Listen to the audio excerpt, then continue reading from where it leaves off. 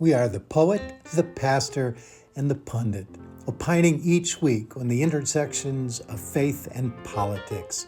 We come to you from First Congregational United Church of Christ in DeKalb, Illinois. We hope you enjoy what you hear. Thank you for listening. Well, we are back. We are. We are the poet, the pastor, the pundit, opining on the intersection of faith and politics. And we were just having a conversation in my office prior to the recording that I want to capture pieces of here. We discovered that all three of us are in the process of and have committed to writing a book. And tell us, Becky, a little bit as the poet about your book and where you are in the process. Good question. The book is a book of poems, and it goes way back because I've been writing poetry all my life, and I felt it was time to collect it together because, Yeah. who knows? Yeah. Do it now. Yeah. And Don't be Emily. don't be Emily. Right? Bless her heart. I've always had a thing about Emily. Of course. And then I found out that she and I have the same birthday. Oh, awesome. Not the same year, but Well, the same day. yeah. And I thought, yes. Yeah. Well, there's your role model and your Hey, no kidding. your muse. So you want to publish before you die. Well, that's kind of the idea. Yeah. Yeah. I mean, why wait? You don't have a sister hanging around waiting to publish No. your. Yeah. All No, right. both of my sisters, alas, have passed away. Oh, yeah. Now you've told us you were stuck, but more importantly for the viewers, why are you stuck? Good question. How much time do you have? I'm stuck because I think some part of me is afraid to go on. That's not what you said a minute Yeah. ago. Yeah. Yeah. What did I say? And I hold you to it Okay. that you were so angry. That's not what she said. No. Oh. What did you say? Did I say I was so anxious? No. No. What did I say? You were pissed. Oh, well, okay. I No use the surprise. nice word. We don't have to be nice. Okay. Yes. She's a poet. Yeah, I'm pissed. I'm pissed because this beautiful life, this beautiful country, this beautiful world is all screwed up. And I think, and I've always said this, that movements for justice are fed by art. Yes. And I think the poetry needs to reflect this anger, this state of pissed offness Yeah. that you are. Yeah. That is really a good comment. Yeah. All of what we do has to be part of our response to the situation we're in. Yeah. And the situation we're in is horrific. Right. And so what do we do? And that's And where there you I'm go. at. That's something you do. Well, we're all stuck with doing what we can do. Yeah. Maybe we're a pastor, maybe we're a pundit. And I would argue we're all blessed with what we can do. I like that Yeah. word. I like that idea. We are Yeah. blessed. I don't think we notice that about ourselves, that we can Well, articulate it in We often poetry don't or- about ourselves. right. Yeah. Yeah. Yes. And your book. Yes. I have been writing my memoir Excellent. for decades. Decades, I tell you. Yeah, I'm about to turn 78, and I thought, well, I'd better start putting it together because I'm starting to lose memories that would Yes. go in the memoir. So it would behoove me to start writing things down. Writing them down, not trying to organize them yet, Good. just as memories come, writing Yes. them down. But I want to comment on you, Becky, about being angry, Mm. because I've just also written some pieces that will probably never make it to the memoir, and it might not fit in the scope of the hope they memoir. do. Really? But I am so angry. Yes. I am so angry that at this point in my life, I feel I have fewer freedoms Yes. of speech, of bodily autonomy than I did when I came in 77 years ago, that I bite the head off the nails. And I have my damn it doll. It's orange. I have one in my office. And she might A damn a it. damn it I'll show doll. you. Yeah. I like the idea. Oh, yeah. And pummeling the pillow and coming out here in the in the middle of the night in the graveyard and screaming into my scarf is not doing it. But My- what I My can do good is friend write it Jess, down. my good friend Jess, and if they are listening, Jess, I have your damn it down that you gave me in my office. Yeah, Make good use of it. yeah. Anyway, Bad Yeah. idea. A But- damn it doll. But the writing, because I was thinking as I was coming over, I feel myself buckling. I feel my knees buckling. I feel myself just buckling Yeah. under the weight of one thing after another, betraying our Constitution. That's Yes. one major thing. And these Epstein files Ugh. and the horrendous, I can't even speak about young girls and young women. It's Yeah. so beyond the pale of humanity Yes. that I'm gonna physically explode right through my eyeballs if I don't do things like writing it down. Yes. Yes. I mean, that's just how extreme I feel. you told us a little earlier some of the titles of the pieces you're working on. Yeah. Share some of those. Yes. Well, gee, now that you ask me,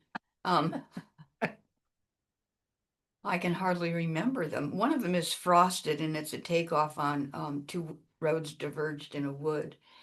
But the bottom line of that little tale is that I spent such a long time trying to decide which road would be best to take, what would be the most effective, what would be the most good for all humanity, that I lacked the ability to feed myself, and I died. Oh, no. Yeah. But So that isn't what basically, Robert Frost said. I didn't say I was Robert Frost. I She was said I was frosted. She was frosted. frosted. That's wonderful. And I there was was one, frosted. the title was a line about something about your engagement in the world, or Oh, the world is too much with us, late and soon. Yes. And that's a takeoff on Wordsworth. And that's exactly how I feel. It's just too much. Yeah. But still we have to walk through it. It's walking through the fire and getting burned and continuing to walk through the fire. Exactly. And And- yours. I am writing 12 vignettes. They're sort of small plays. Good. Each of the 12 will be a conversation that I imagine between two white people, things they say to each other, give themselves permission to say to each other Mhm. about race. Excellent. Some of these will be imagined, but even the ones I imagine will be based on lived experiences, and some of them are actual conversations that have taken place. And I'm about to finish the first of 12. My goal is to do 12 through the year and have them published at the end of the year. This comes out of my work on white privilege studies. And the one I'm finishing up, it's the first one, is a series of conversations between my father and me. Mhm.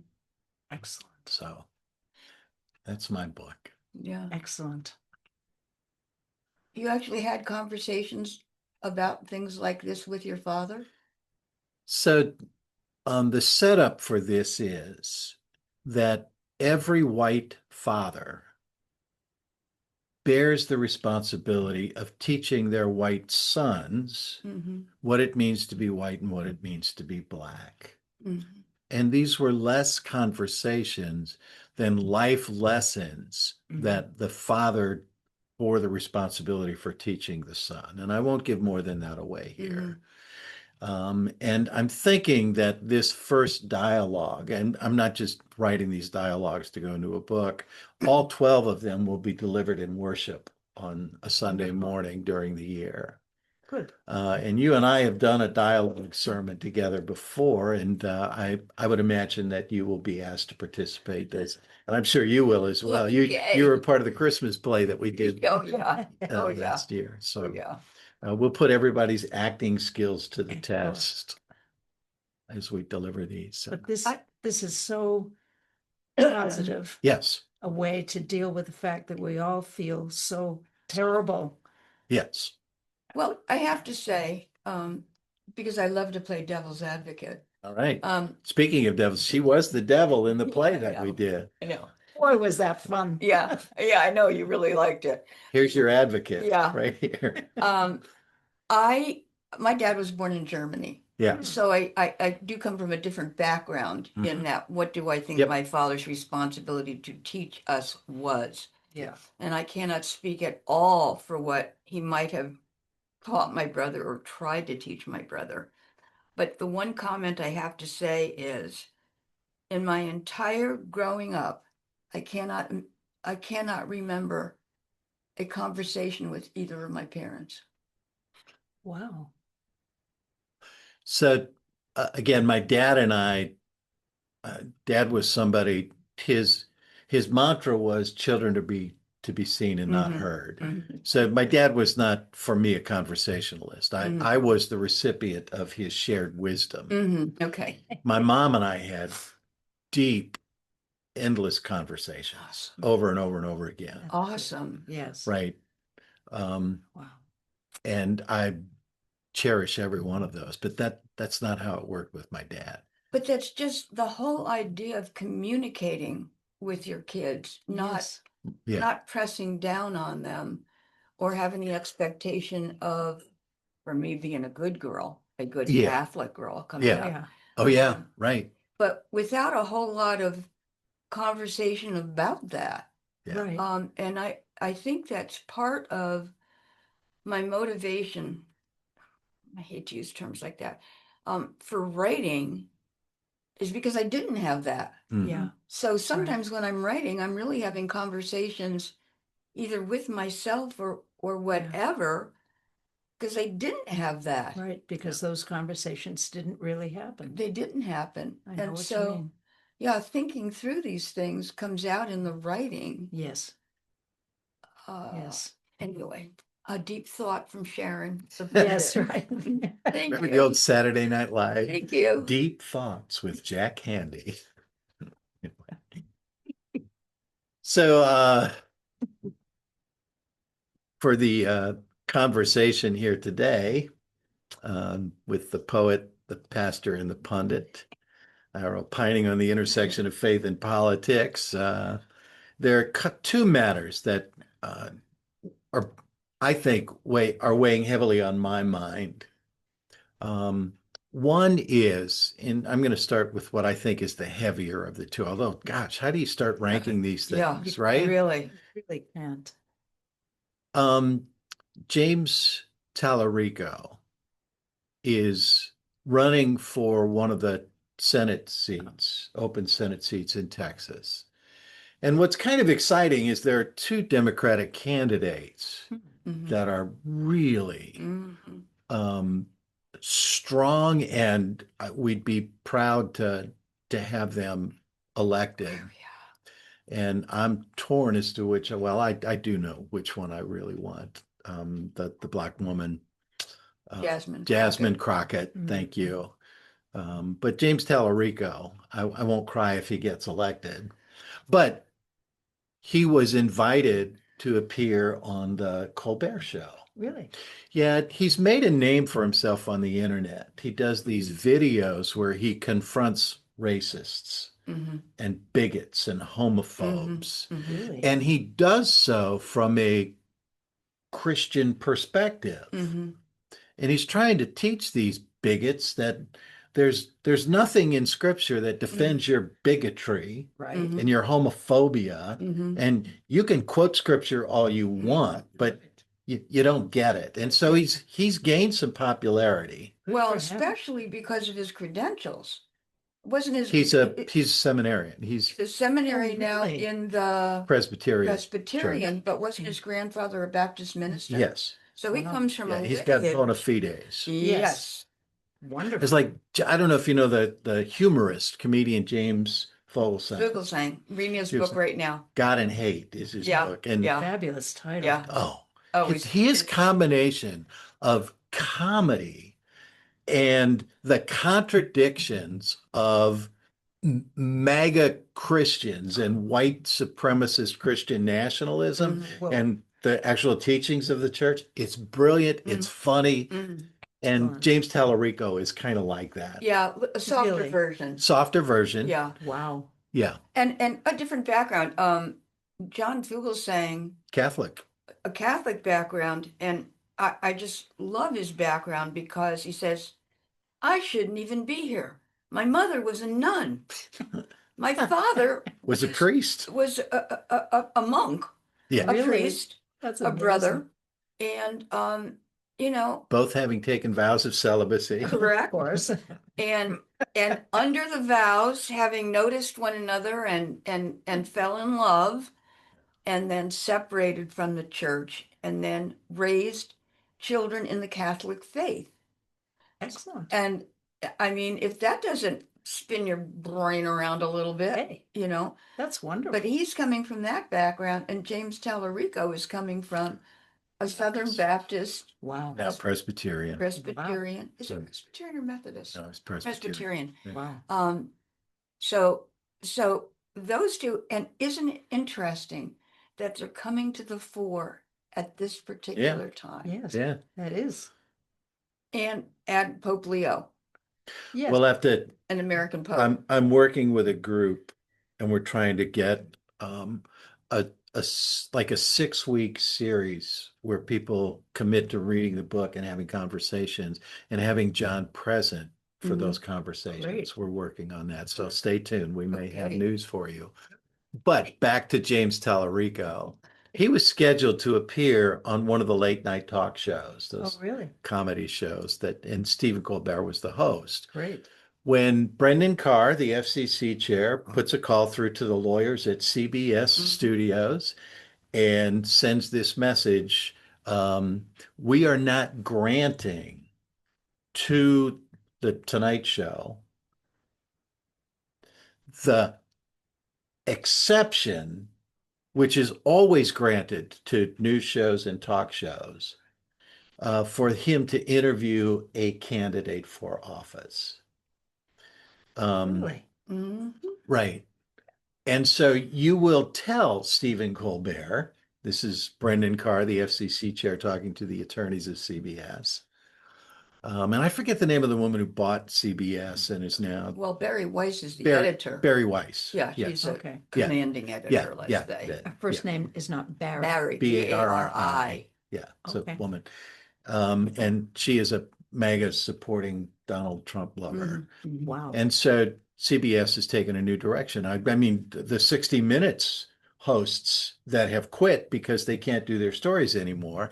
Anyway, Stephen Colbert is told by his lawyers in no uncertain terms, you are not going to interview James Tallarico. And not only that, you're not going to mention that you were going to Yeah. and that you were told not to. Yeah, yeah. Well, Don't tattletale. Yeah. Brendan Carr, or Donald Trump actually, through Brendan Carr, has told CBS to fire Stephen No Colbert, kidding. which they will do. Of course. His Well, his contract is up in contract May. ends in May. Yeah. So So that's a done deal already. yeah. He knows So that. yeah, he So- knows he's leaving in May, so he's like, He can say anything Oh, he yeah. wants. yeah, Yeah. do I care? Yeah. No. So he goes on air and does this whole riff on, they told me not to talk about James Tallarico. And there's a big picture of James Tallarico and how I was going to interview him, but can't. Yeah. Right. Excellent. Yeah. And then he says, if you want, then you can watch my YouTube page later where I interview James Tallarico. Excellent. Yes. Yeah. James Tallarico is now a kitchen table name. I mean, he has Really. increased the recognition of that name thousands fold. No I mean, kidding. yeah, it's Right. awesome. So, would people have watched it if he'd gone on the interview? Yes. Yeah. Would more people now watch the YouTube video? Oh, yeah. Because, oh my gosh, Oh, yeah. yes. I couldn't wait to tune So in. thank you, Brendan Carr. Yeah. Yeah. Your attempt to silence Yeah. an American humorist. Yes. And really, I am in awe of Colbert's courage. Yes. And I hope the courage is as contagious as his humor. Yes. Certainly his audience is Well on his said. side. Yes. And it's interesting that the comedians are really leading the charge That's true. for isn't free speech Yes. and the creative element of the writers and the Right. producers of shows like that. But that just articulates the real problem we have with free speech. I mean, please, you have to understand, this is a basic right we have Fundamental. Yes. via the Constitution. Yeah. And when Yes. they are trying to override it and limit that, Right. it doesn't matter whether you agree with Colbert or not. What they're saying is you don't have an opinion worth sharing unless it is the opinion that Trump should be reelected a third time and be our dictator. Yeah. Yep. I canceled my subscription to the Washington Post when Jeff Bezos silenced his reporters. Good Lord. I don't do it on. Yeah, this is going at CBS now. I talked about 60 Minutes. Historically known for its willingness to do the hard stories. Yeah, now right. being told you can't do that anymore. Right. And now Colbert, Jimmy Kimmel was kicked off the air temporarily, and his ratings went way up when he was brought back. My favorite line of the episode is Colbert was asked to promote. There's a show on CBS called Matlock. Kathy Oh, Bates. yes, she's Yeah. wonderful. My wife Mimi watches it faithfully every Oh, week. But she's he good. had to promote it. So Yeah. he comes to the end of his speech and he goes, "Okay, I gotta promote Matlock now. Watch it, don't watch it. I don't care. I'm leaving in May." And Yeah. that was the Yeah. end of it. Yeah, So yeah. It's Oh, boy. unfortunate that such a good show is on CBS Yeah. because it is a good Right? show. I've seen it a couple times. I've I never seen it. regard Kathy Bates Oh, highly. she's She's fabulous. fabulous. She's always fabulous. Unfortunately, on the wrong network. Yeah. Andy Griffin was the original Matlock, Really? and she sort of embodies his character, Really? this sort of renegade, Lone Star, fight against the machine lawyer who's taking on the big shot But with a soft touch. yes, and it's the Right. soft touch that gets it all the time and capitalizing on ageism, I think. Yeah, Really? right. Oh, Good. yeah. Who would suspect that sweet old lady lawyer of any kind of, underhanded nefarious trickery? And her boss, played by Jeff Bridges, Oh. is the sort of corporate oligarch bigwig that she's trying to take down. So Excellent. it's It's interesting. good. It's good. Anyway, Yeah. the second thing that I wanted to bring up, and I just heard this story this morning. Pam Bondi's brother, and I think his name is Bruce. You can fact check me later, but I think Bruce Bondi is his name, is a lawyer. Of course. And wouldn't you know it, that having a sister when you're a lawyer who's the head of the Department of Justice could be played to your advantage if you lack scruples. Well, I mean, of course. that's the thing. If you have integrity, you're in trouble. Yeah. But if you lack scruples, here's what could happen.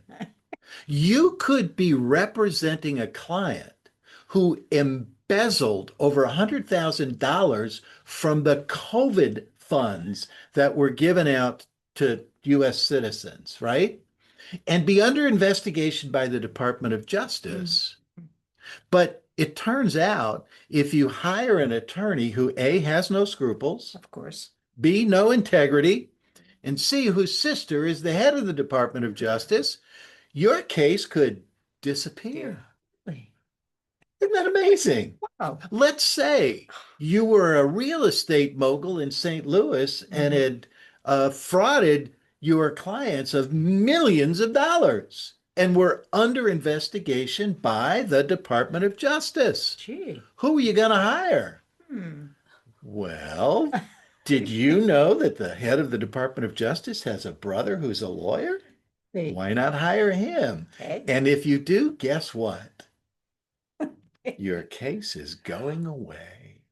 And the thing is, we mentioned this before, there are fees and fines and remuneration that should go to all those The defrauded. victims, Yes, The victims. including us taxpayers for the COVID including- money. Including those Absolutely. taxpayers through the government, which are not going to see those funds. They have disappeared into the mafia-run government of the Trump regime. They disappear. really. Imagine that. And if that isn't, Unfortunately, I if don't that have to isn't imagine Trump it. using the It's for real. Treasury as his personal piggy bank, I Mhm. don't know what is. Yeah, the New York Times is currently reporting that it's $1.4 billion $1.4 he billion. has netted because of his presidency. And it's matters like this. So pardons have come through this attorney. And he bragged on his internet page about other cases that we don't even know about Really? yet, that he's won with these clients. Are those kinds of cases his dismissal of or his pardoning, Right. thereby dismissing cases? Correct. Is that covered in the emoluments clause? What's covered in the emolument clause is if it can be proven that he's taken money for those, if that's a quid pro quo. So, someone, That's Yeah. that's part of the emoluments clause. I'm guessing the Heritage Foundation have taken a scalpel to our Constitution Hmm. to look for all the ways The that it can loopholes. be Yeah. bridged. Yes. Right. And Project broken. 2025 is the byproduct of the Heritage Foundation and other Republican think tank organizations taking a scalpel to the Constitution and to law and precedent and discovering, if not fabricating, loopholes Mhm. that can be defended in front of a Supreme Mhm. Court that you have in your back pocket. Mhm. Right. And one of point. the comments I heard, and I find it so true, the founding fathers, while not blameless, Certainly not could not blameless. have conceived of the depth and breadth of the illegality Corruption, and depravity. corruption. Yes. And yes, and Corruption's a depravity good word. happening in this administration. Right. I don't think when you say Washington's turning over in his grave, so are a lot of the founding fathers, even those that were slaveholders. I do think exactly what you say is true. They could not have imagined. Right. They did imagine, though, that corruption was possible. Yes. Mhm. And that a figure like Donald Trump, who wanted to be king, would emerge. Mhm. And they thought they had sufficiently written a document that Yeah. would prevent Mhm. that. Mhm.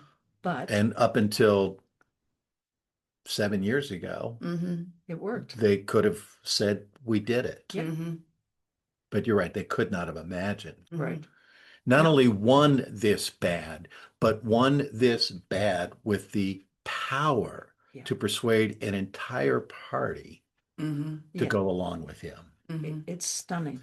And for the Supreme Court Mhm. to lay aside their check and balance and go along with Yeah. him, and for the Senate and the House, Mhm. populated by that party, Mhm. to lay aside their check and balance Mm-hmm. authority and go. They could not have imagined that. No. And what I always find interesting is, I guess, the notion of integrity, in that all of these people you mentioned, Supreme Court, Senate, Mhm. Congress, House. the House, have taken an oath Yes. to protect and defend Yes, the Constitution Constitution. against all enemies, foreign and domestic. Exactly. They've all taken that oath. They are all in their positions because of this very Constitution that they're now, excuse the language, shitting on for their own benefit. Oh, we Exactly. get shit and piss in this Yes, conversation. I would say You both. know? Yeah. Yeah. Sorry, folks. And we're in The church. time's called. Church. But what are we going to do? I know you keep asking. I'll I take a am- couple I- of We are all doing what we can. True. You look at the streets of Minnesota. Oh, yeah. We are doing what we can. Yes. The peace vigil we held here, Yes. the work that we're doing with the DeKalb Migrant Yes. Aid society, that this podcast, the books, that we are all doing what we can. And individually, it never feels like enough. Right. Correct. But But it's not collectively, if individual. everybody does their part, we're Correct. going to get through this. That is so true and so important. Yeah. And it's not if one person can do this and another person can do that.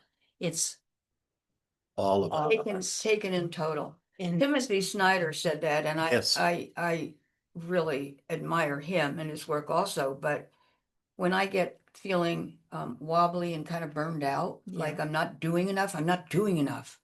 I've never been doing. I have never done enough, nor have I ever been doing enough in my personal life, according to my mother. But anyway, what he recommended is find your lane Yep. and stay in it. Do something in your lane. You And don't keep have to doing do it all. Right. You can't do it all. right, you But do if you something in find your lane, and you do something in that lane, you are doing something. and somebody in their lane is going to join with you. Mhm. And pretty soon it's a movement. Yes. Yeah. So we Remember, don't want to hear you say, "What do we do anymore?" We know Okay. what to do. Yes, you're right. We At do. least one thing we know what to do. But that is so important. Arlo Guthrie's Alice's Restaurant? That's what a wonderful. If one of us walks in singing a song, they'll call us crazy. And if two of us walk in, can you imagine two of us walking in? They'll call us faggots Yeah, yeah. and send us to jail. But if three of us, can you imagine three of us walk in? Hey, We've got a movement. got a movement Yeah. The movement is building. So, Yeah. last word. with liberty and justice for all. All. We talk in the United Church of Christ about drawing the circle wide. Yes. Mhm. Yeah. Mhm. That all is, Yes. Mhm. that's it right there. Right. No exceptions. It's not all one at a time, it's all together. Mhm. I think it's John Pavlovitz. Mhm. I don't know when I came across him. It was a I couple don't years know ago. his name. But he just said, "Build a bigger table. Build a Build bigger a bigger table." Exactly. And I love that. Yeah. And I have to thank Stephen Colbert for we see his courage, but we don't always see the things he's also doing outside of his broadcast with his resources. Look that one up. But I want to say thank you, Stephen Colbert. You are not only making me laugh, but giving me courage. So courage is my final word. Yes. And your shirt. Oh, and my shirt. They won't stop with row. Ain't that the truth? And that is the truth. They're coming after your birth control, not Yep. just your womb, but your birth control. And Yep. and making you a criminal for the bodily functions of your female body. Yeah. Yep. Which I didn't choose to be female, and I didn't choose to have a miscarriage. The body said, I followed, and now women are being Go to jail. penalized, Yes. gone to jail, and criminalized Yes.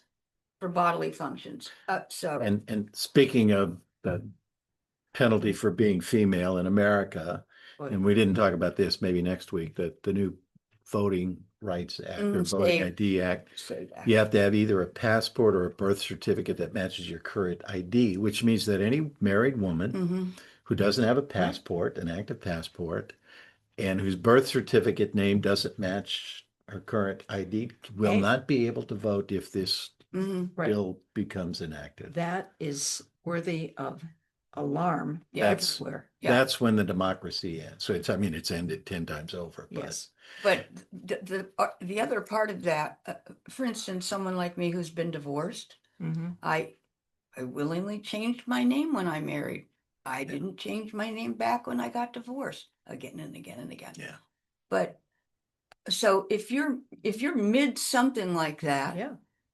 that's one thing. The other thing that I want to mention is that my passport has expired, and I want to tell you that I am somewhat fearful Yes. about reapplying in these circumstances. So I do not have a current passport, and I'm putting myself at risk Yes.